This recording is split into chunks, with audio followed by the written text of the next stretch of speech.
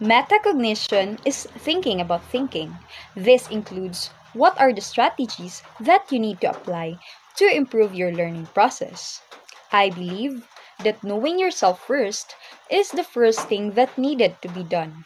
After that, you can now have plan on what are the strategies that you know if that is effective to your learning process.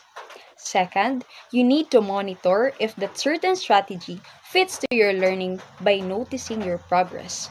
Third, you need to evaluate yourself if that certain strategy highly helps you in improving your learning process. For instance, me as a student, I am aware on what certain time can I easily digest the lessons. So I study the lessons from 12 midnight or 4 a.m. early in the morning. Because on my own, I knew that I can effectively learn if I follow my own strategy. However, I know that we have different kinds of strategy in our learning process. That's the essence of person variables. Second is the task variable. I admit that I am somehow weak in terms of memorizing. Way back then, I had a hard time memorizing my piece in our declamation because of limited time given. I think that's one day only.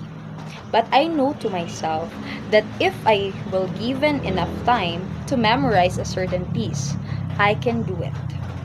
I realized that it is needed to have a concentration and somehow deep focus. Third is the strategy variables. I can easily digest lessons if I can see and hear the discussion. I am a virtual and auditory learner.